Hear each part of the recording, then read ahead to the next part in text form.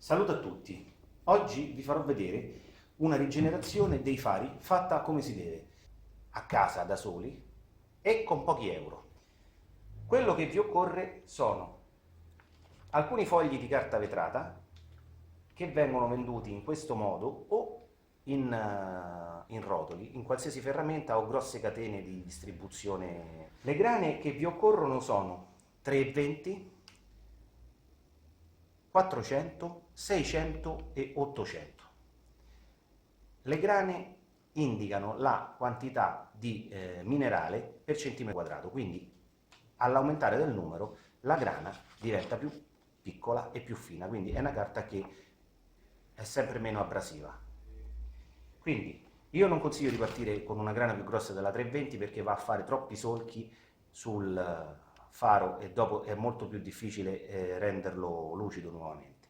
Quindi se il faro è molto rovinato partite con una 320, se è un po' meno rovinato di questo qua partite tranquillamente con una 400, poi passate alla 600, all'800, una mascherina per non respirare eventualmente la polvere, dei guanti per proteggere le mani e del semplice nastro per carrozzeria. Ora io andrò a dividere il faro a metà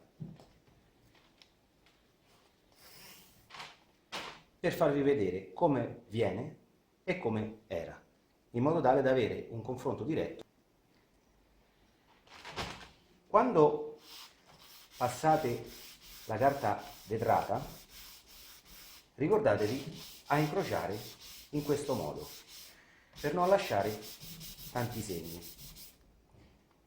Il vostro scopo è eliminare il più possibile questa parte gialla. Andrò a spianare completamente il faro da questo lato e lascerò quest'altra parte intatta. Questo è quello che dovete ottenere dopo il primo passaggio di carta vetrata 320. Adesso procederemo con la 400, la 600 e l'800, sempre nello stesso modo.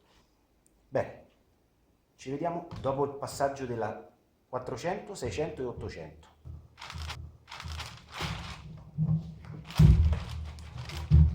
Questo è come dovrebbe risultare dopo che avete fatto l'ultimo passaggio con la 800.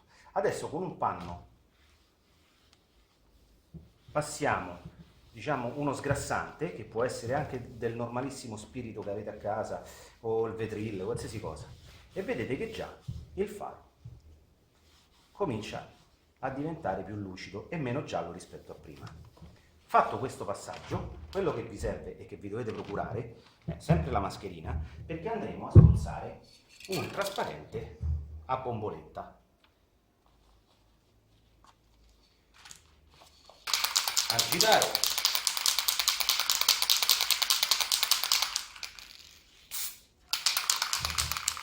Dovete spruzzare da una distanza di circa 30-40 cm con delle piccole nuvole regolari.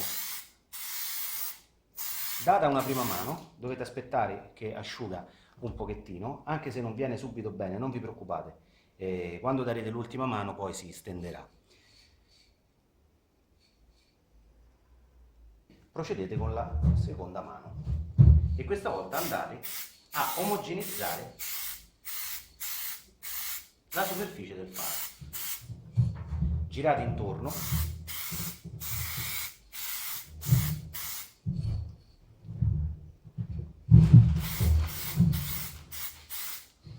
fino a che non siete soddisfatti. Ok, fatto questo dovrete attendere che la superficie sia completamente asciutta, quindi aspettiamo che si asciughi e vi farò vedere il risultato finale togliendo il nastro. Ecco qua, passati 10 minuti, grosso modo, il trasparente che abbiamo spruzzato si è asciugato.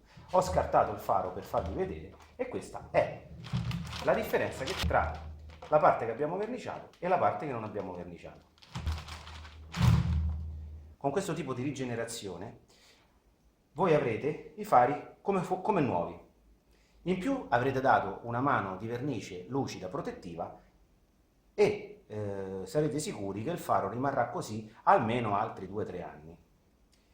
senza liquidi strani, senza dentifrici, senza prodotti particolarmente costosi.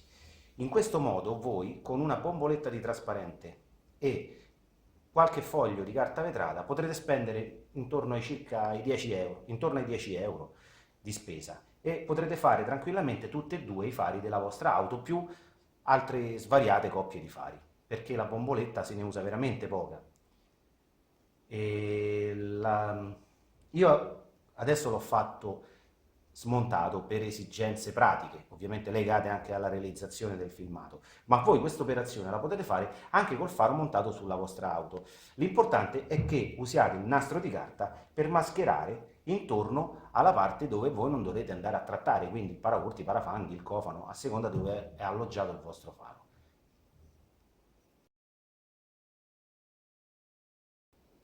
Perché fare questa operazione? Perché il faro così ingiallito, ovviamente, fa molta meno luce di un faro con un vetro in questo modo, con un vetro nuovo, perché la parte opacizzata trattiene la luce dei fari. Se il video vi è piaciuto, mettete un mi piace, iscrivetevi al canale e cliccate sulla campanella per ricevere gli aggiornamenti del canale. Sono pronti tanti altri tutorial che usciranno a breve, quindi a presto!